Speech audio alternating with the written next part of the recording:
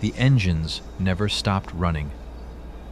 Somewhere over the Persian Gulf, a fleet of Lockheed C-130 Hercules transports cut through the night sky.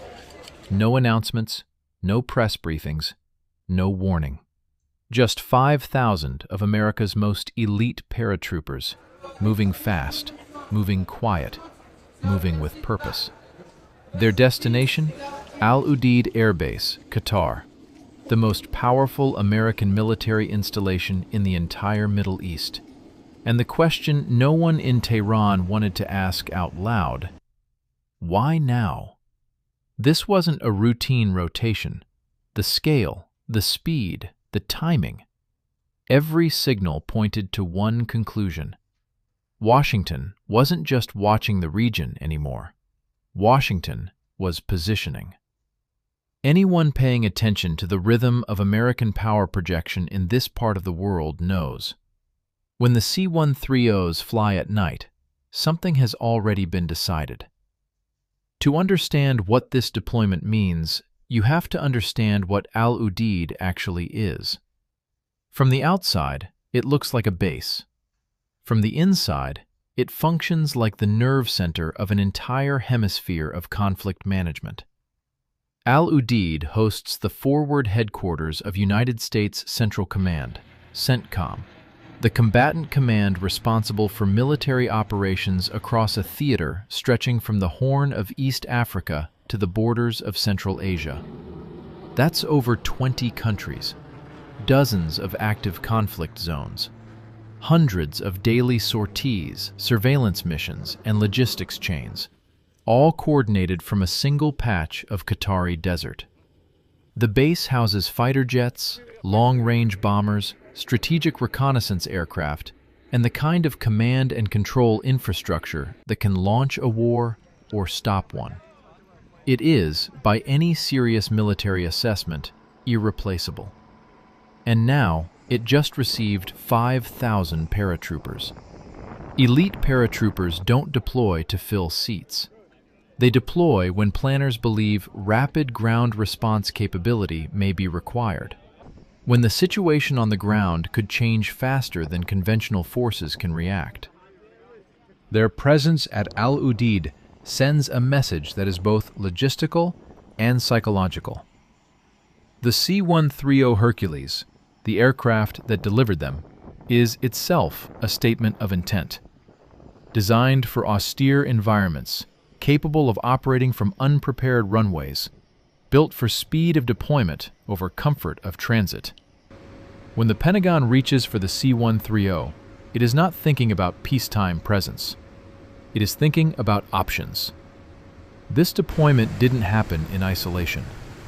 In the weeks leading up to this movement, the Middle East had already been shifting.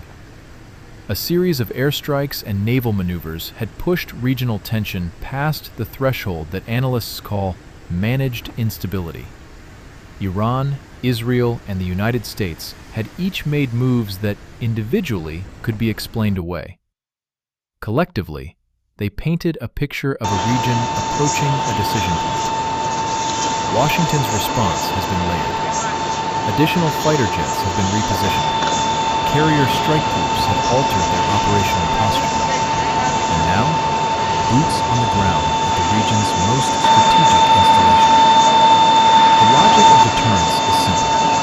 You show force before you have to use it. But deterrence only works if the other side believes you are willing to go further.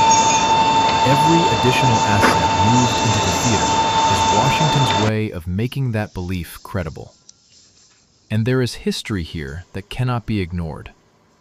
Udeid has been targeted before. In a previous escalation cycle, Iran launched a ballistic missile strike against American military positions in the region, a direct, calculated attack. Most of those projectiles were intercepted by layered air defense systems. But most is not all. And the people who run Udeid know that. The base now operates under the assumption that it is a target.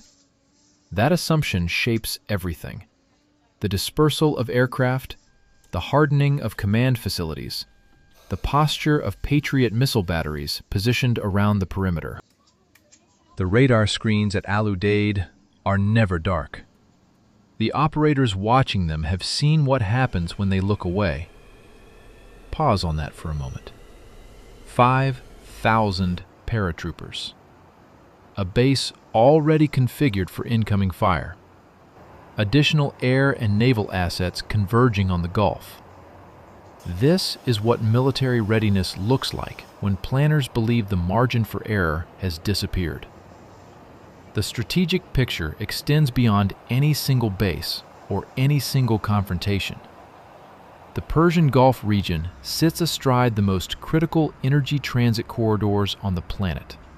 Roughly 20% of the world's oil supply passes through the Strait of Hormuz, a choke point less than 40 kilometers wide at its narrowest. Any sustained military escalation in this region does not stay in this region.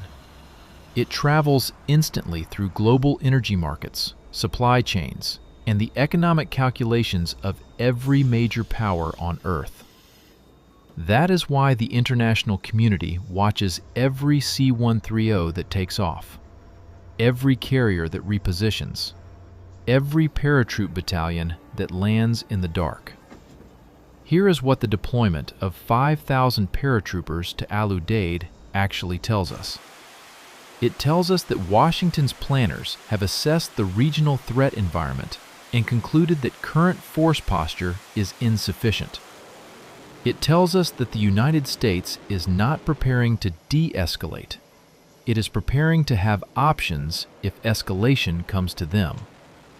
It tells us that the next phase of this regional crisis will not be shaped by diplomacy alone.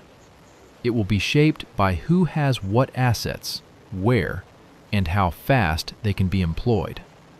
The paratroopers at Al Udeid are not an answer.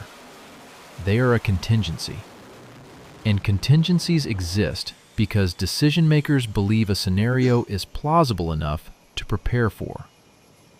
The Middle East has been called many things: a powder keg, a chessboard, an endless loop of managed crisis. What it actually is a region where the gap between stability and catastrophe has always been narrower than the rest of the world wants to believe. Right now, that gap is narrower still. 5,000 paratroopers, one base, one region, and a set of calculations being made in Washington, Tehran, and Tel Aviv that the rest of the world will not see until the results are already in motion. The C-130s have landed. The question is, what comes next?